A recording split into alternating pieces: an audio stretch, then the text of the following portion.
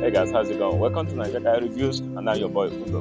Today we have this 2022 Jeep Wagoneer.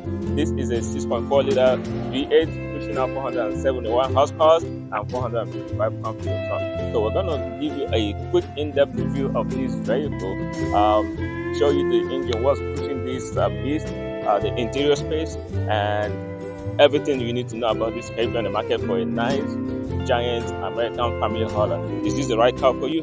Let's go ahead and find out.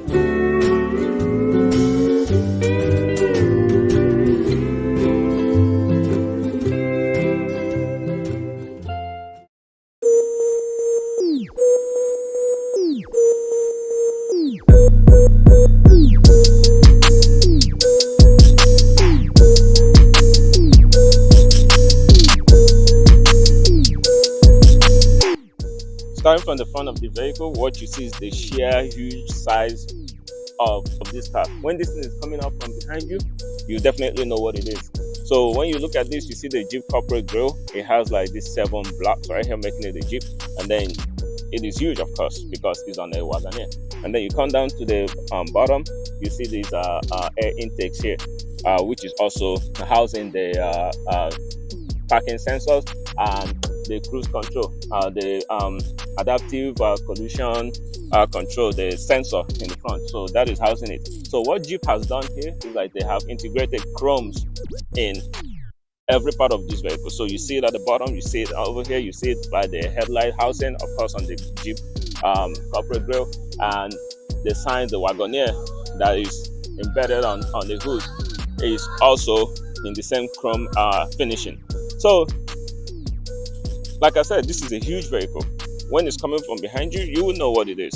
So coming also to the back of this vehicle, what you see is, the first thing you notice is the Wagoneer emblem that is also, following the same pattern as the front. And you're looking at the new headlight, tail lights on this car, and I mean, it looks good. So Jeep has done this.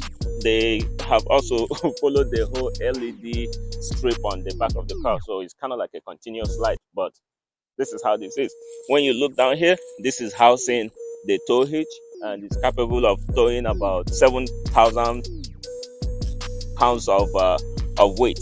So you have your backup light here and there also, and we're going to pump the trunk of this vehicle. What you will notice is that this is capable of 27 cubic feet of space with a third row seat up. So that means you can take your whole family, everybody in there, and you still have enough space to carry luggages. But when you put this down, it's capable of 71 cubic feet of space. And believe it or not, that third and second row seating also goes flat, and that gives you 117 cubic feet of space. And like I said before, this is just a Wagoneer. This is not a Grand Wagoneer. So the Grand Wagoneer will actually give you more. You just have to put, dining table and bed in there for you to live in this kind of car in the Grand Wagoneer. So this right here, I don't know.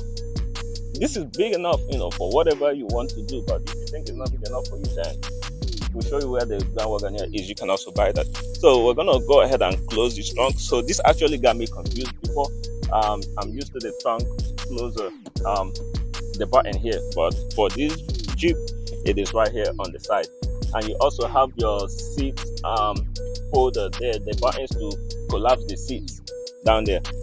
And of course, this is riding on air suspension. Like I mentioned earlier, you have your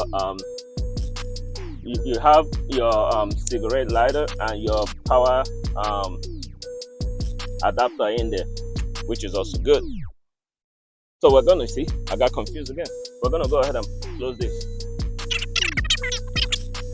Believe it or not, this is not the the biggest that this gets. There's a Grand Wagoneer version of this vehicle. And you would think, how big are they trying to go? But this is what we have here. So as you can see, I'm 5'10", and I'm not even up to the height of this SUV. And yet this is sitting the lowest right now because it has air suspension. It can actually go higher. So we're going to start from the wheel side. So this is running on a 20-inch alloy wheels.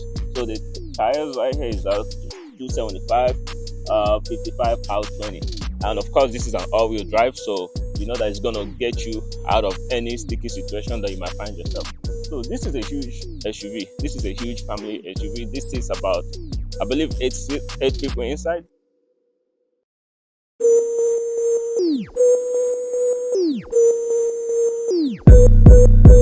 You notice that this is running on the latest, well, this is not the latest, this is 2022, but this is running on Yukon Denali. So it has a wireless Apple CarPlay, wireless Android Auto. Of course, you can also use wired. And the touchscreen on here is actually very, very nice. It's very, very, good. You have your the map that actually comes embedded with the head unit. If you don't want to use Apple CarPlay or Android Auto. And when you look over there in the business end, you can see that they give you also, this looks like a 10-inch digital display. This is very minimalistic. I'm not sure how to feel about it, but it's there. It's not analog. It's to control this. I mean, you have everything that you will need on there, but it is kind of dark.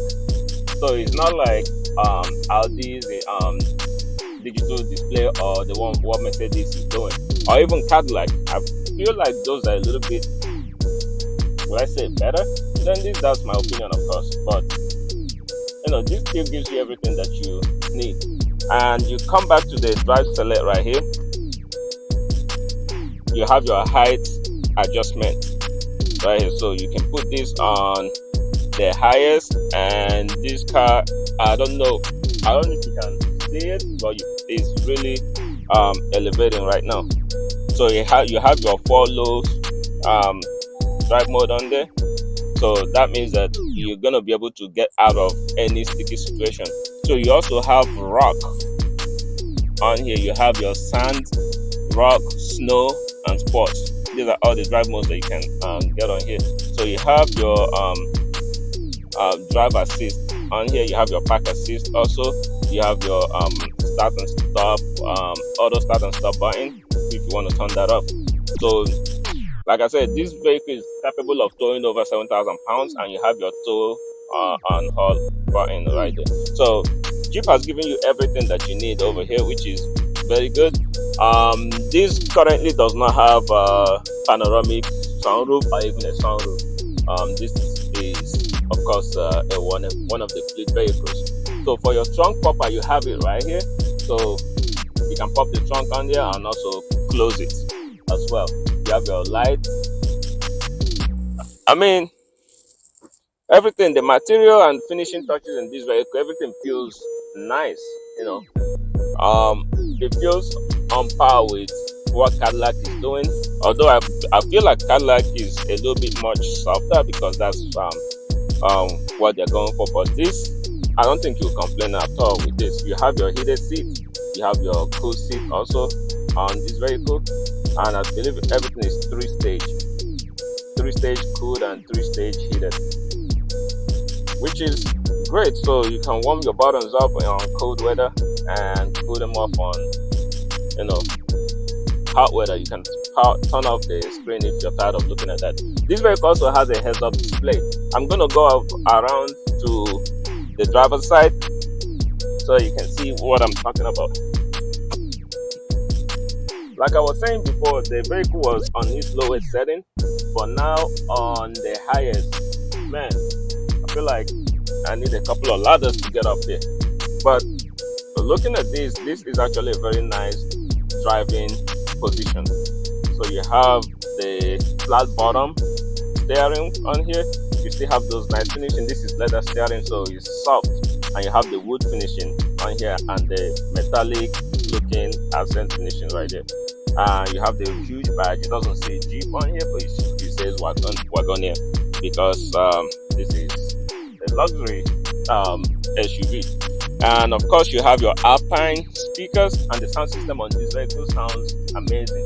I think it has about, I'm not sure how many speakers it is, but I think it's about 16 or 17 speakers, or it could be more than that, but it sounds amazing in here.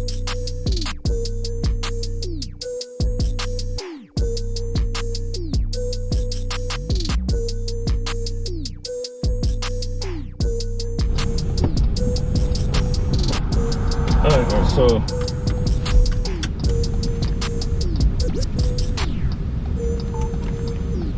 driving the 2022 Jeep Wagoneer. That's a nice Benz. The first thing you notice is of course, the sheer size of this thing. This is a huge family SUV. So, like I was saying earlier, the trucks that come in mind for comparison sake, you have the Cadillac Escalade, you have the Mercedes GLS, you have the Infiniti 𝐸𝐚𝐠𝐲 I believe. You have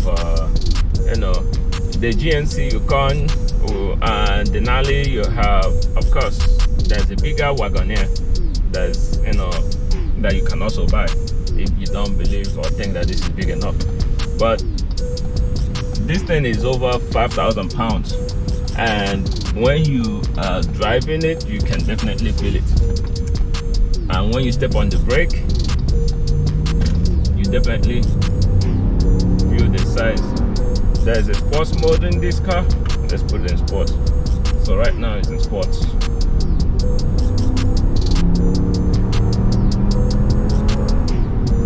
I mean, it hauls, it moves, but at the end of the day, this is a huge SUV, so I'll be careful with it. I don't know how fast you want to go on this thing, but it can definitely get you there. You can have all your family inside this thing, and everybody will be comfortable, and you still are able to haul all the luggages back there, and there's still enough room. So what do I have to say about this? I have an impression that one of these vehicles is enough to get this. I'm seeing the heads-up display on here. I'm also seeing that there's an inbuilt Wi-Fi in here.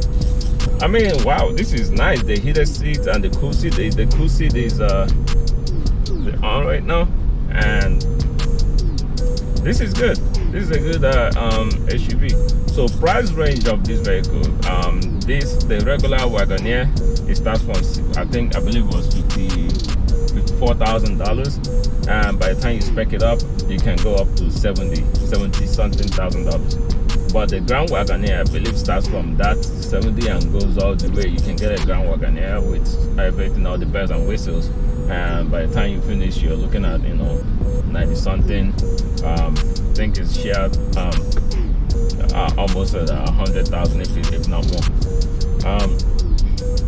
I've never really thought about getting a Jeep because they've not really had a 7-seater version of any of their vehicles, but now they have two. They have the Wagoneer and they have the Grand Wagoneer. The Grand Cherokee is also a huge family SUV, but compared to these ones, it looks like an ant. So yeah, I will definitely recommend this vehicle. Of course, when you shopping this car, you're going to be looking at the sister companies like the GMC and the Cadillac. If you want to go German, you have the Mercedes GLS and BMW X7. But yeah, I don't think you will go wrong getting this truck. The driving dynamics, how quiet it is in here, all of that is something that you can keep in mind. Of course, the gas mileage in this thing is not it's not something to write home about. This gives you I think it's 13 miles city, 17 highway, and about 15 combined. So it is not an eco-friendly SUV, and it definitely does not claim to be. So that's something to keep in mind. Alright guys, what else is there to say? Nothing really much to say about this vehicle, but I like the way it drives. I like all the features that it has. I like what it's all about, and I would recommend this vehicle. So thank you again for tuning in to the channel. If you're new here, please consider liking and subscribing and turn on the notification bell so that you can be notified when we upload new videos. Once again, thank you for watching and have a great rest of the week.